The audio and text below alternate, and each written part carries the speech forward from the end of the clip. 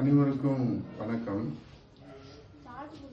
தமிழகம் இன்றைக்கு வளர்ச்சி அடைந்திருக்கிறது என்று தொடர்ந்து ஸ்டாலின் அவர்கள் பெருமை தேடிக்கொண்டு தலைகுனிய விடமாட்டோம் தமிழகத்தை என்று அவர் தொடர்ந்து அறிக்கை வெளியிட்டு வருகிறார்கள்.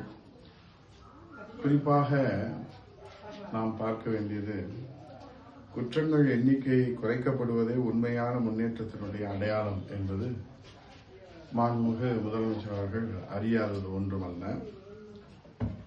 இன்றைக்கு தேசிய குற்ற ஆவண காப்பகம் NCRP 2023 ஆண்டுக்கான அறிக்கையில பெண்கள், குழந்தைகள், பட்டியல் சாதியின மக்களுக்கு எதிரான குற்றங்கள் முந்தைய ஆண்டுகளை காட்டிலும் அதிகரித்துக் கொண்டே இருப்பது தற்போது தமிழகத்திலே கவலை ஏற்பட்டிருக்கிறது. தமிழ்நாட்டிலே மட்டும் 365 பாலியல் வன்கொடுமை வழக்குகள் பதிவாகியிருக்கின்றன. குழந்தைகளுக்கு எதிரான குற்ற வழக்குகளின் எண்ணிக்கை 2022 6580 இருந்து 2023 6968 அதிகரித்திருப்பது தமிழ்நாட்டு மக்களுக்கு அதிர்ச்சியை அளிக்கிறது. தலைநகர் சென்னையிலே மற்றும் குழந்தைகளுக்கு இழைக்கப்படும் குற்றங்களின் எண்ணிக்கை 514 இருந்து 573 அதிகரித்திருக்கின்றது. அது மட்டுமின்றி பட்டியல் இன மக்களுடைய பழங்குடியினர் மீதான வன்கொடுமை தாக்குதலும் வன்கொடுமை சட்டத்தின் கீழ் 1921 வழக்குகள் பதிவு செய்யப்பட்டிருக்கின்றன. இது 2022 ஆண்டுடன் ஒப்பிடுகிற போது 9.1% கூடுதலாக இருக்கிறது.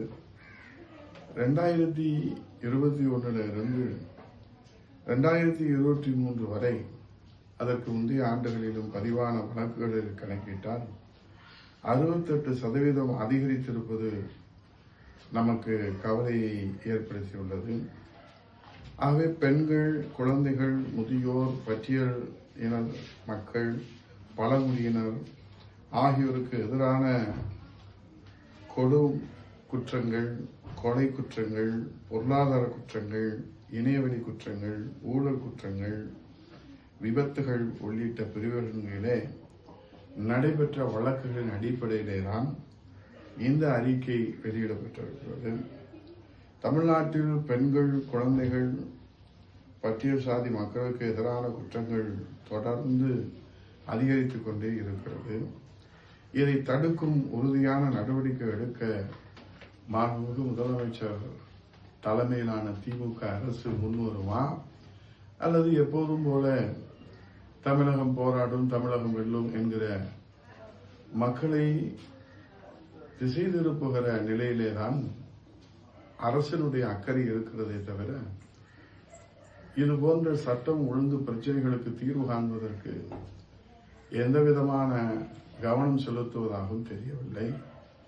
ஆகவேதான் மாண்புமிகு எதிர்க்கட்சித் தலைவர், வருங்கால முதலமைச்சர் புரட்சித் தமிழர் ஐயா எடப்பாடியார் அவர்கள் சட்டமன்றத்தில் 2 மணி நேரம் 55 நிமிடம் சட்டம் ஒழுங்கு நிலை குறித்து கொலை, கொள்ளை, கற்பழிப்பு, வழிப்பறி, பாலியல் பலாத்காரம், போதைப்பொருள் நடமாட்டம் குறித்து மிக ஒரு விரிவான உரையை முன்வைத்தார்கள். மாண்பு முதலமைச்சர் அவர்களும் கூர்ந்து கவனித்தார்கள். ஆனால் அதற்குரிய தீர்வு காண்பதற்கு அவரை அக்கறை செலுத்தவில்லை என்பதுதான் நம்முடைய கவலையாக இருக்கிறது.